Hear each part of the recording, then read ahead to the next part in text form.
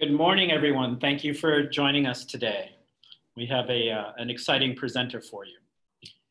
As you may know, finding the right project portfolio management tool for your company can be challenging.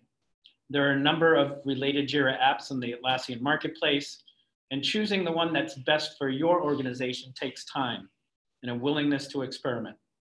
Fortunately, there are people in the Atlassian ecosystem like Michael King. Michael King is a program manager at Vrbo, an Expedia Company, and he's willing to share his PPM journey with us today. I've been lucky enough to visit Vrbo a couple of times in the past couple of years. Visiting with customers is part of what I do. And I've seen firsthand how Michael's leadership with the project managers and program managers at Vrbo is enabling them to manage highly complex projects in some very innovative ways.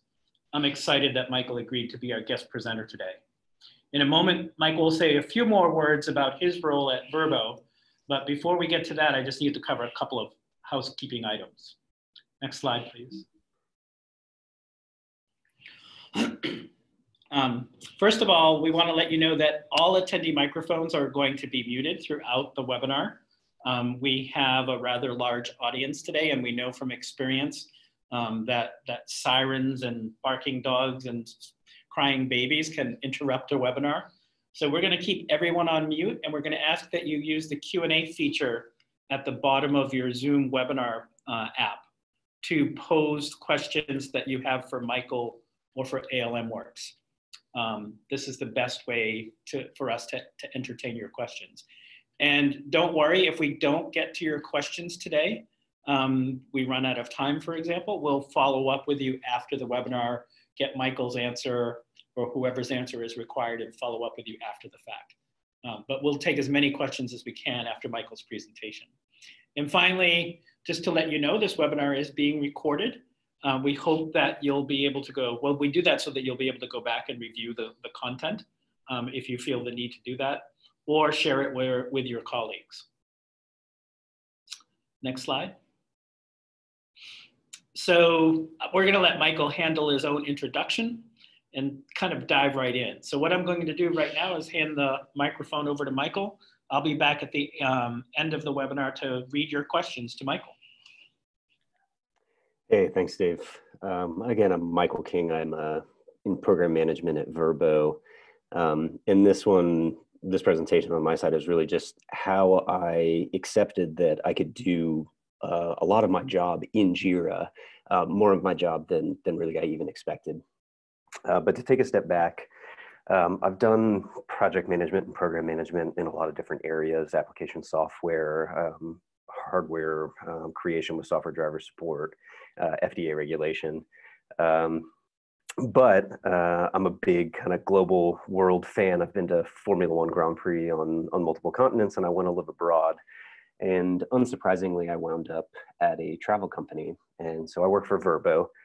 We are part of the Expedia group, and Vrbo is vacation rentals for kind of friends and family travel. So really more than just kind of the two people in a hotel room or one family in a hotel room that you plan out. But this story really begins almost 7 years ago. So I'm going to take you back to 2013. So we'll jump in the Wayback Machine. And at the end of 2013, this company called HomeAway acquired an Australian vacation rental company called Stays. And as you can see, HomeAway was a very large mergers and acquisitions company and had a lot of vacation rental kind of country-specific sites around the world. But Stays back in 2013 had a website that looked about like this. It's actually pretty close to the original iOS kind of design. And, you know, after a couple of years, Stays had updated their site to be quite a bit more modern. So you can see it on the left there. This is how it looks in 2015. The back end is exactly the same as it has been when the company was purchased. It's all off platform. But now Expedia went and acquired HomeAway. So you now have sort of these levels of abstraction from the company where Expedia owns HomeAway, which owns Stays as a brand, and you're starting to get very layered. Well, Another couple, year and a half goes by, and by the time we get here, the Stays site is almost identical to the HomeAway brand. So the user experience is very similar, but you can understand on the back end that we're still completely off platform on this Stays technology compared to the HomeAway stack. And now the HomeAway stack is off platform compared to the Expedia technology stack. So where do you go from here? You end up migrating this platform onto the HomeAway platform. And so we took the Stays site and we created a new domain for HomeAway that was based on the HomeAway Stays brand. And we moved all of the partners, the homeowners, the houses, the travelers onto this site. And as you can imagine, that was a pretty massive effort, but really, we couldn't not do this work. We were assimilating. HomeAway needed to be its own kind of conglomerated brand as a part of the larger Expedia. So this is really about just, assimilation. Resistance is futile. Everyone's got to be on the same page here. And really, we just went and did it. It took, I want to say it took somewhere between 12 and 18 months to really fully flesh out and execute on the program. And we had really good organization. So we had a core development team that was handling the majority of the issues. We had some regulatory work where those teams needed to take responsibility, a little bit of ops. And then, I just kind of put other as, the domain experts. So the work that you can't really do until you understand the domain so deeply that it almost becomes natural. And this looks wonderful, and this is what you present to leadership, but this is what it really looks like. When you are managing a large scale program that touches every piece of the business, you end up going from what looks to be at a high level 4 or 6 operating buckets into, as you can see here, 75 different development teams. And so while you can kind of wipe your hands of half of the development work, it can frequently be more effort to organize those teams in green that maybe have 1 or 2 issues. They don't really know as part of the larger program where they fit. They don't understand when their work is due. They don't understand how to actually deliver as part of what we're trying to do fully on a site that happens to be on the other side of the world. So they brought me into this program kind of in the middle of it. And as I'm sure anyone here that works in program management, it's very familiar to kind of get dropped in as things are moving. And this was my experience at the end of 2017. This is how they were actually tracking the program work. So where are the tickets moving? Who are the teams that it belongs to? And how do we actually deliver incrementally the value that we're trying to show? So this obviously terrifies me, but I did have the opportunity to turn it around on my leadership and say, well, all of these tickets weren't created yesterday. How long did you know that there was a problem? And that makes you feel a little bit better knowing that you can visualize for them something that they may not have actually seen. But as we moved along, really all I was trying to do was just organize, just figure out how to go from these 1,000, 2,000 issues into something where I was executing incrementally. Like, I can't just take this big bucket of tickets and winnow it down. And the first thing that I did was explore Big Picture. So Big Picture is another portfolio management tool. And what I found with Big Picture is it worked quite well for tightly coordinated teams, within a well-defined small program. So what you can see here is, in this example, you have 4, kind of development teams that are working across a set cadence, and you can look at the tight interlinking between them. Well, my program had, 1,000 issues, so how would I even visualize all of the connections between these 1,000 issues? What I was really trying to do is I was really just trying to understand how these tickets connected to each other, and not connected in terms of just dependencies, but I just wanted to visualize the space. I just couldn't even understand how broad the issues that I was dealing with were, where they belonged in individual teams and organizations and even individual developers when multiple people were working on very similar issues. And I ended up selecting Structure for JIRA because I found this specific photo in this specific demo video where I could see an epic and how it linked to the child stories that existed below it and how those child stories owned a set of subtasks. And I realized this was the visualization that I had been looking for the entire time that I was trying to wrap my head around this massive number of tickets. So I dove into JIRA, Structure for JIRA, and started working to recreate this. And I think while a lot of these kind of webinar presentations, you lay the groundwork, I really want to show you how I iteratively got to the final product where I felt like I could manage the program. So most of this presentation is going to be a walkthrough. So I'm going to move over here to the demo instance of JIRA that I've got set up from the ALM Works team. And I'm actually going to pause right here. I want to ensure, Dave, you can confirm that everything's showing up on the video. I didn't have any issues coming back. Yes, everything's working fine, Michael. Perfect, thank you. So I'm going to spend a lot of time in these tabs. And the first thing that I want to do with everyone is just to anchor on something that probably everyone does in JIRA. If you've worked in JIRA at all, one of the things that you do is you search for issues. Common searches are my own issues. So a lot of developers really just want to look at, my open issues or tickets that I filed. How are the tickets that I've got? What are reported by me? So for this program, I'm setting up the site Home Away Australia, but I also have 1,000 tickets that are just dispersed throughout our JIRA systems. And my first step was to just tag them all. How could I even figure out all of the tickets that are there?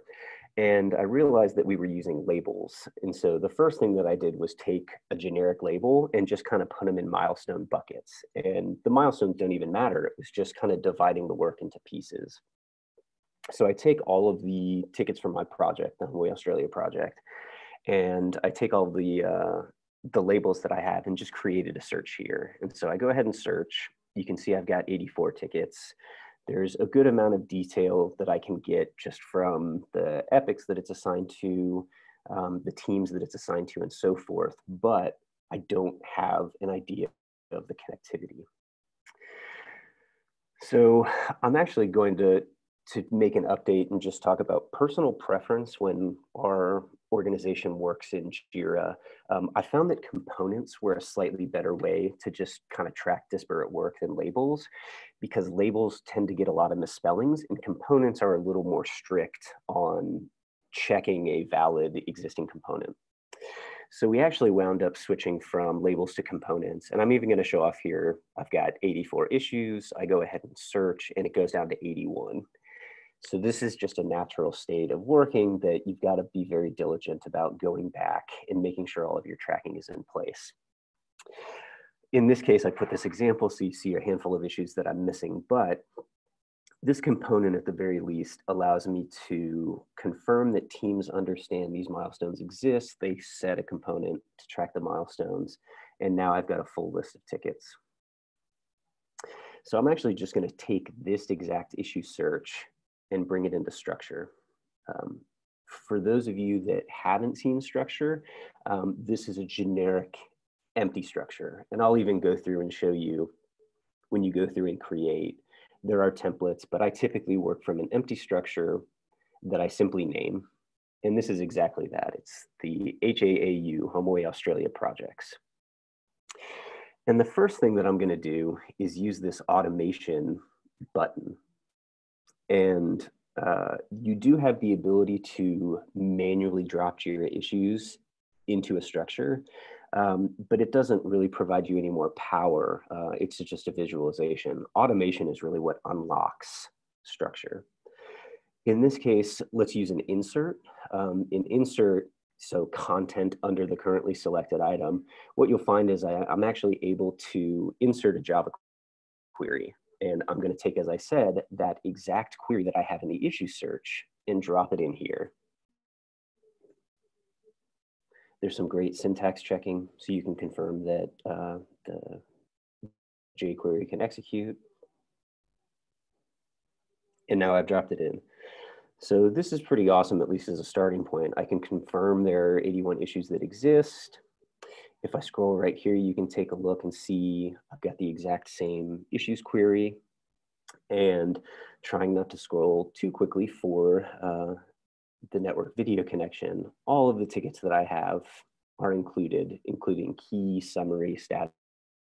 You can add any of the fields that you would like to view as part of this. But what I'm really trying to do is unlock how these items connect to each other. So I've got all of the items with me, but I don't necessarily understand how they connect. And this is, as I said, where I tried to reproduce what I had seen in the structure video and the structure pictures that I had seen before. So the next thing that I'm actually going to do is I'm actually just going to go through and group this by project. And so this is a dynamic update. As you can see, it will automatically make these changes. If I go back and remove, it splits it out to the individual items. And then if I want to add it back, I can simply go to group by project. So at the very least, I now have a simpler way to view that giant two-dimensional status view of all the tickets that are available. I now see that the majority of my tickets are with the HomeAway Australia team. I do have something with the booking confirmation page. There are a couple of marketing emails and so forth, but I can expand to go into the details of any of these. So they are linked from the team to the ticket. So all of the HomeAway Australia tickets that we'll scroll through here, and let's make this one smaller so you can see. Now I have a very easy way of kind of linking, and this was where the majority of the work that I did just to wrap my head around the problem. So I spent a lot of time here just talking to teams about the number of tickets that they have. The problem is I'm still working in a big bucket. At least the teams sort of individually know what work they have to do. But if this is a delivery date that's 6 months in advance and I'm working with agile teams, they're not even thinking that far ahead. They're just kind of iterating. They're doing their sprints. So the next thing that I did is I tried to create a view that would allow me to kind of connect all of the tasks and really get a better view on like how the teams are actually working. And that's where I connected it back to the epics. So most teams operate on epics, and you can generally get a sense for where that work is prioritized based on where it sits in the epic.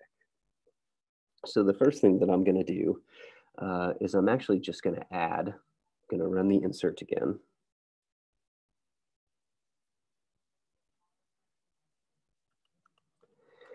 And for those of you that aren't as comfortable, I actually do a lot of just offhand jQuery. If you're not as familiar with jQuery, it is very powerful, but you have to know kind of the extent of what you're doing to get the syntax right. All of these examples are very, very simple, but you do have the ability to write fairly complex jQuery to populate these lists. In this case, I'm just grabbing the epics. And the next thing that I want to do is try to figure out what are the stories under the epics. And so we have the ability here to extend. And so the extend function will let me connect issues in a way that you can't do it quite as easily as the insert, as the jQuery. And what I found is if I have a set of epics, I can actually just extend to include the stories under the epic. So I'll use the default here. And now you'll see all of the stories that exist under a specific epic are captured. And that's really amazing because you get very familiar, I'll jump into this one, you get very familiar with this view. If you work as a program manager, you get used to seeing all the issues under the tickets. But if I want the details under the tickets under the epic, now I have the ability to do that if I extend again and include subtasks.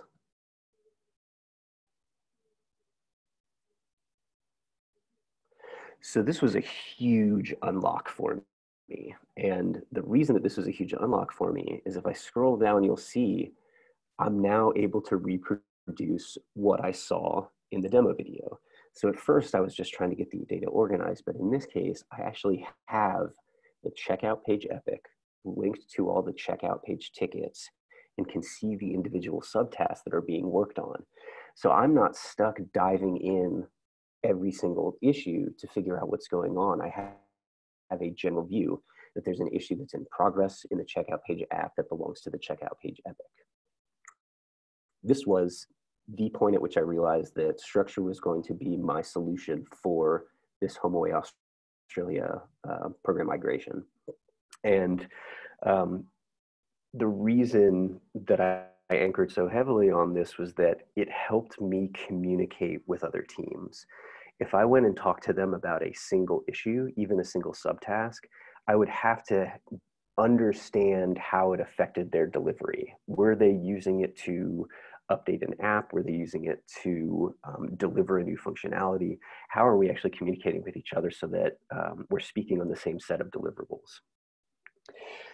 Well, now I've got the teams all speaking the same language, but I don't necessarily have a good way of understanding the teams that are dependent on each other. I can take a look at all of the tickets that exist within a single team, but the next thing I'm missing is how the teams work together. And that's where I got to the next step, which is I started linking issues by the JIRA linking. So I'm just going to toss this sort rank in here. This will help you if you're looking at a backlog, look at the highest priority items that the team's working on. I probably should have done that as the second step, but I wanted to show how it actually does change the issues that are there. So if I go ahead and remove it, you'll see that the order has changed. And that's a really important part of Structure, is that you want to make sure that people are actually looking at the correct piece of information. Aha, perfect. All right, Dave, we promised this would happen. One of the most common mistakes that I make, which is a very easy one to overcome, is that all of the automation occurs on the item that you have selected. So I don't actually want to generate a sort on this specific ticket. I actually do want it up at the very top level. So one of the common things that you'll see is, oops, put it in the wrong place. Go ahead and get it right. Add it back, and now I've got my ranking. The booking confirmation page went down, the home page came up. So the next thing that I wanted to do is understand how the teams connect to each other. And I found that developers are very good at linking tickets. What they are not good at is being consistent in how they link. So my first exercise was that I tried to standardize, if a ticket depends on another ticket, it is blocked by. It doesn't correlate with, it isn't driven by, it isn't accelerated or accepted by, everything's blocked. So that was a pretty Herculean effort in and of itself, but I now have the idea that a ticket in my view, so something that's currently in the structure, will show all of the issues that it's blocked by as linked in JIRA. So I'll go ahead and add this. And you'll see there are a number of tickets that are blocked by. So the homepage app requires the security team to approve the app. It requires the tech ops team to configure the servers and the edge team to get the routing in place. If I go into this homepage app ticket, that all exists in Structure because of the work that my team did to add issue links. They added that it was blocked by some search bar work, or I'm sorry, that it blocks search bar work and trending destinations, and it is blocked by config. This is letting everyone work cooperatively so that you don't have to do that heavy lifting yourself. It was a lot of heavy lifting to change all the links from other types to blocks, but once you get a consistent connection with people that they're all going to use a blocking, then you have the ability to really very quickly see how teams are working together.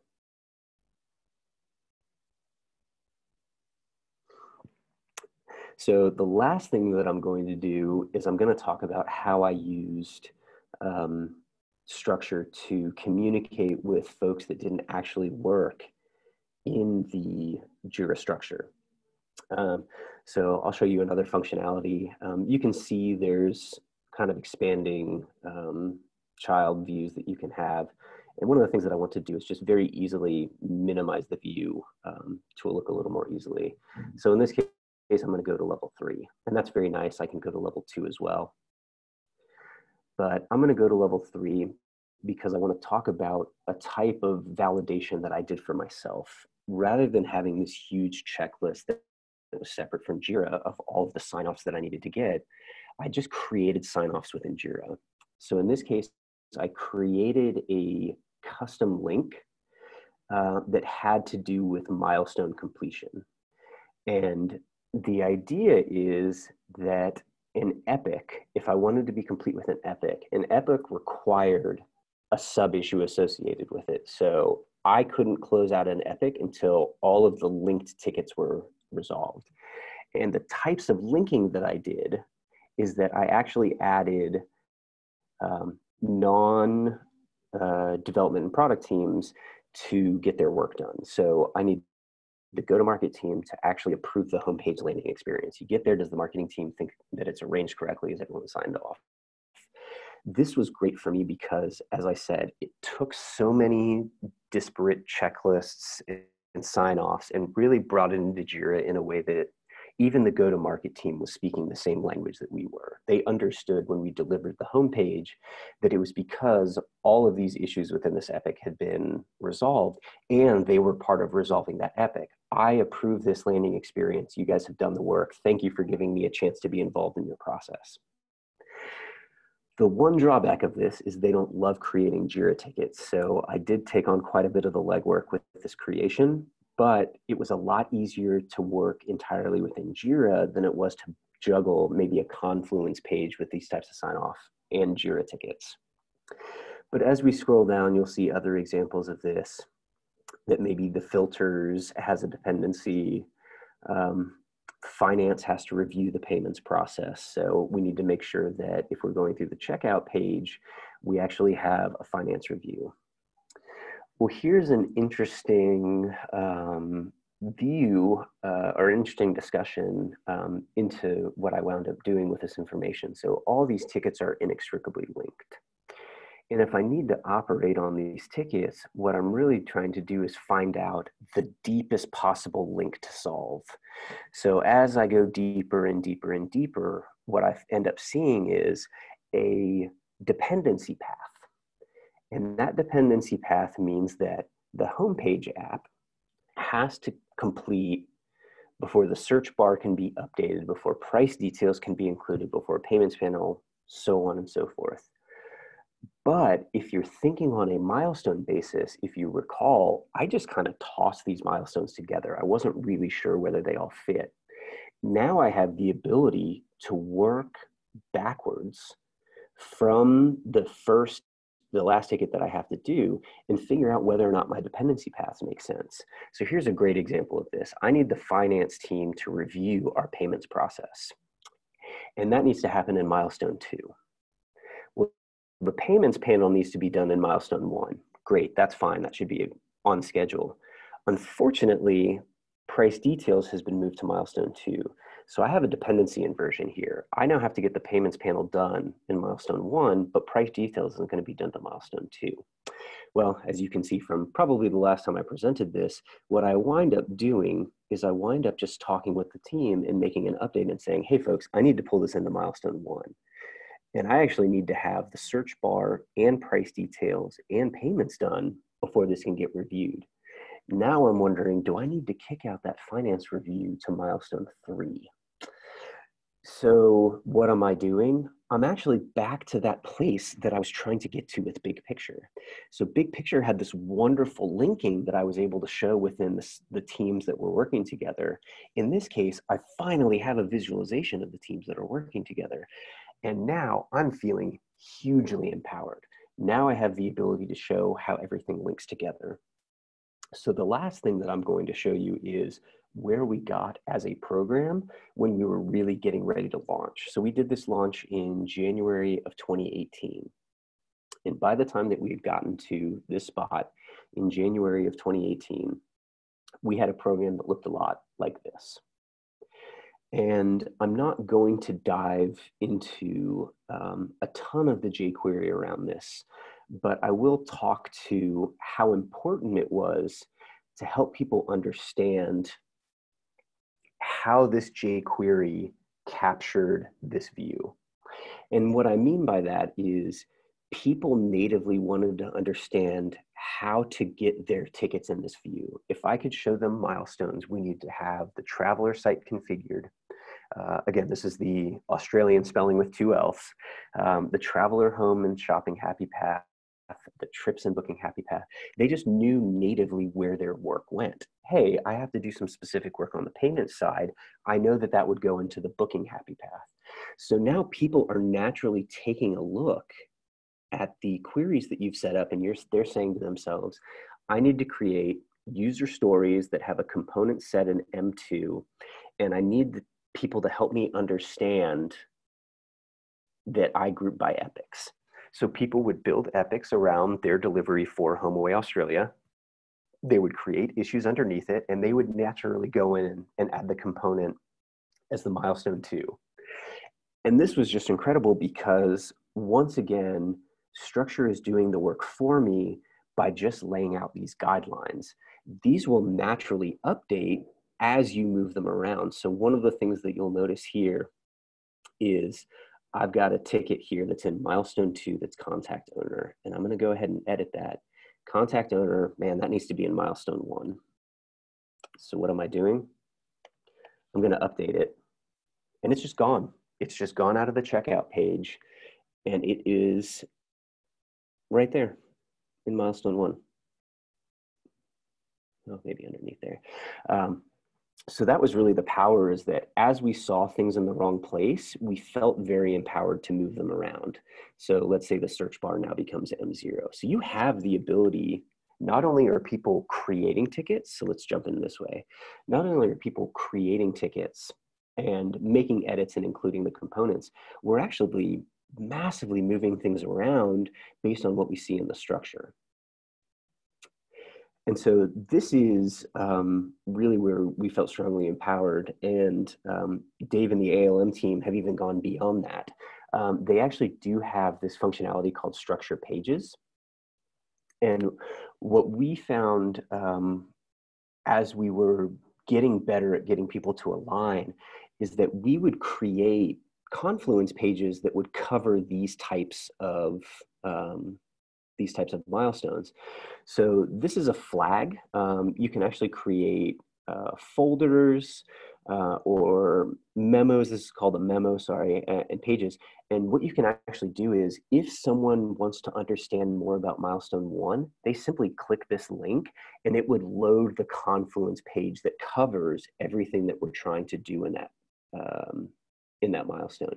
And so now I'm actually even leveraging what I write in Confluence to bring it into Structure. And people really appreciate the ability to stay within their view, but understand where things are going. So there are go-to-market teams that really only care about a wiki that covers what milestone 1 means. But if you're in a meeting and you're talking to them about milestone 1, you can look at all of the tickets you're going to deliver in milestone 1 and simply show them that that links to a wiki page that they've been looking at the entire time. So this is really where we ended. And it was so powerful for people to be able to see what they actually needed to work on. But we also got to a point where, I'm going to go ahead and terrify everyone, it just became seemingly unwieldy to try to share and look at something. And I'm going to move as quickly as I usually move. I don't even know necessarily how to find all of the issues under milestone 4. So something that I love about Structure for JIRA is that it has the ability to make a view static. So let's say I am talking to that team. Let's get into it. There we go, finance team. So the finance team doesn't actually have an epic, but I want to show them all of the dependencies that exist under their space. I can actually take this view right here and export and share. Sorry, and export and share. So this is a custom URL, and I'm going to go ahead and copy it. And I'm just going to open a new window. And when I drop this in, it's going to load the structure board, but it also is going to load the structure board in the exact spot that I'm trying to show somebody. So you don't even need to be familiar with JIRA. I just need to be able to show you what I'm talking about. And here's another where you've got 1,000, 1,500 issues, and you can show someone the very specific thing that you're looking at. So the last thing I want to show before we move to questions is, if you are familiar with the size of these programs, 1,500 issues, 2,000 issues, some of you may have just massive 10,000 issue programs. I hope you don't, but what you end up doing is you get into this space where it's very difficult to make simple updates across all of the different individual structures. So one of the nice things that you can do is, if I showed you before the HAAU project structure, so let's go ahead and shrink that down. So that is just all of the issues grouped by project. I can actually, within the HAAU projects flag that I have, memo that I have set right here, just insert another structure.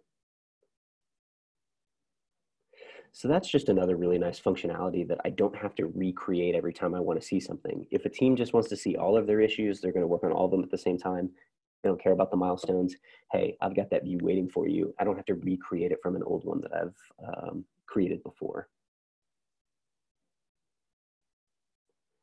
So that is just a very long cannonball run over a set of work that really encompassed an entire program. And I want to thank you for your time, and I'll pause here. And Dave, if you want to chime in and let me know any questions that we've got. Absolutely. So we have a number of questions that have come in, or a few questions that have come in. And I just want to remind everyone, just use that Q&A button at the bottom of your Zoom app window if you have any questions for Michael or questions for ALM Works, we'd be happy to take them. But we do have a few to get us started. Michael, one of our, actually an anonymous participant today, so I can't mention them by name, asks, how long did it take for you to reach this full solution? Yes. The reason that I did this as a walkthrough is because I wanted to show you that I didn't really get to this last spot just as a final, as a solution right off the bat. Initially, just grouping by projects let me attack the teams that had the most issues. So I probably spent 3 or 4 months just in this view, just getting all of the teams aware of how many issues they've had, if they had any missing issues, to make sure that they were included there. So most of my time was just being very hardworking, cleaning up this view and making sure everything was tagged. After a few months, people got used to my follow-ups and understood where to look. And that's where I started taking the epic view, because I wanted to give people the ability to tell their story rather than me telling mine. And in this case, I'll just go ahead and collapse it. In this case, you can actually see the querying is very complicated, but it lets me speak the language. This took me quite a while to understand how to really fully link everything together. Definitely a couple of weeks with my head down, where I was just fortunate to be able to try to solve this problem.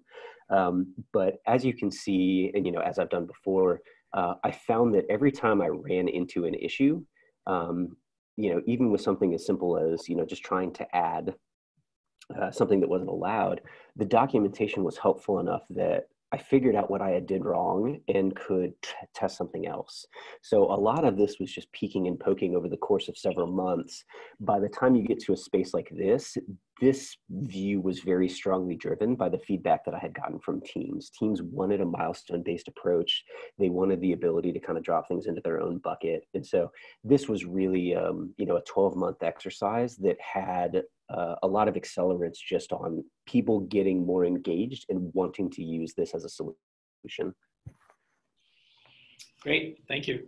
Another question directed to you, Michael. What was the biggest challenge for adopting structure within your organization?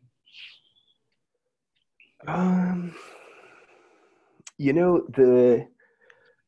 wouldn't call it a challenge, but there is something very stubborn about the way that development teams can work in terms of how things work for them.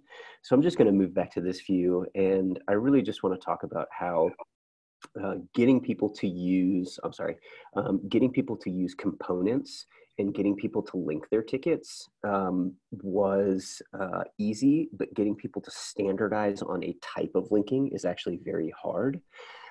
If I could show you my genuine structure board, it was probably a dozen of these, where this ticket is implemented by this other ticket, and I would add this parent link, and then I would go through and extend, and then there was another link issue that I would have to capture with. So yeah, it relates to this other thing, and so it connects it. So it actually was very uncomfortable to try to figure out all of the linkings that the people were using and really to get them onto the same page. I very much manually went through and updated all the links myself, despite the fact that it was a almost Herculean effort. Okay, in fact, this is a related question. One of our attendees named Richard asks, why did you settle on using blocks as opposed to depends on? That's a great piece of feedback. I would say that I did it because I was not trying to be nuanced, and I was trying to send a very clear message to teams that this dependency path was critical. And I think depends on, you're probably right. If we're taking a look at things that simply relate to each other, I could have used a little more complexity, but blocks really sent a very clear message to teams that the work needed to be done serially. Okay. A couple more questions. How do you manage deliverables for teams that don't work in JIRA, or do you manage deliverables that don't work in JIRA? Yeah, to take a look at that in Milestones, the tickets really were check-ins to make sure that the work was actually getting done. I did not check in on the quality of the work or the engagement in the work, and really seeing whether the go-to-market teams were doing it in JIRA. I didn't ask them to link me to documentation they had. I didn't ask them to really go through and fill out JIRA tickets in a comprehensive way.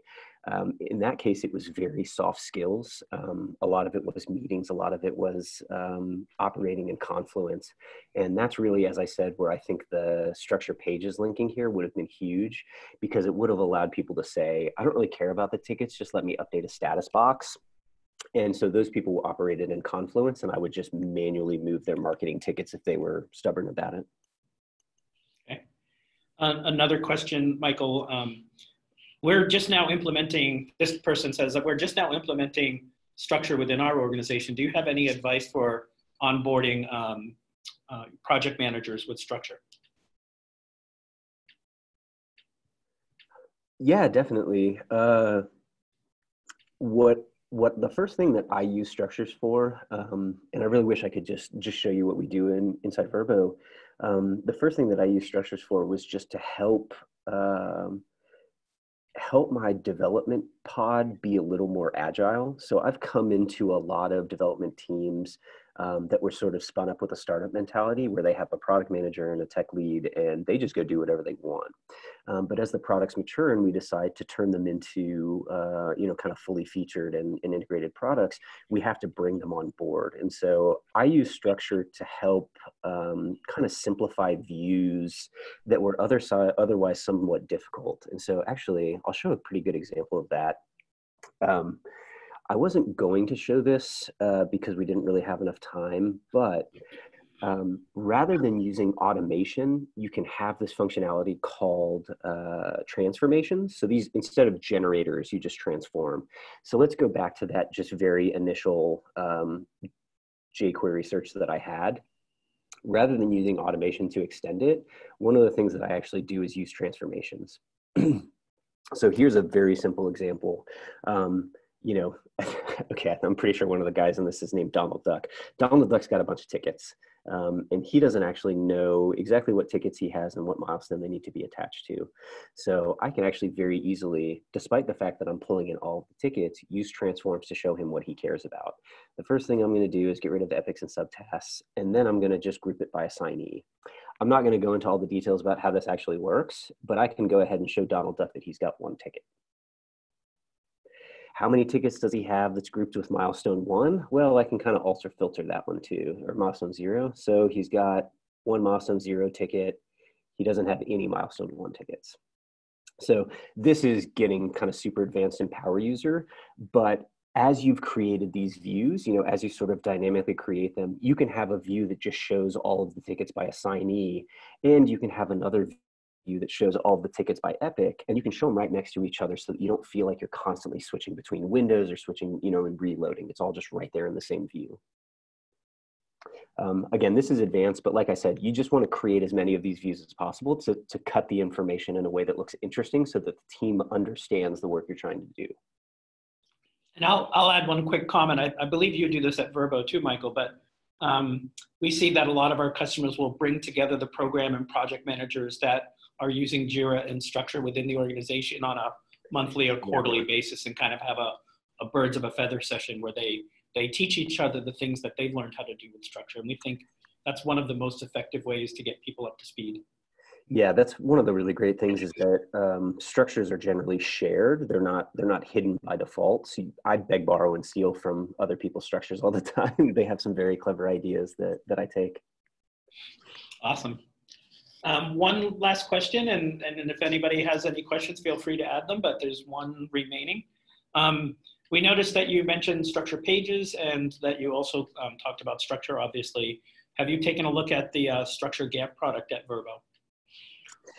So we are currently doing a Confluence, or I guess a full Atlassian migration. So we don't have the access to the Gantt on ARN, so we haven't actually, unfortunately, been able to use it within our space. But Expedia, our larger org, does have it, and it is incredible. Expedia obviously is a large organization. They are working, I've got 1,500 issues. These guys are up to 10,000. They're using Structure Gantt to really take a look at these big buckets and do a much better job of it. Another one that I would have loved to have an example in here, but it didn't really practically apply. But I definitely encourage folks that are coming from a more waterfall mentality, or exist in organizations that do have a very strong waterfall mentality, to take a look at Structure Gantt and see how it really just uses JIRA's existing functionality to do a lot of that work for you. And I would add just one thing: even if you're not doing things that are waterfall related or waterfall like, sometimes it's just convenient to see things on a timeline and see how they all map out, even if they're happening all within a certain sprint. Yeah, exactly. Yeah.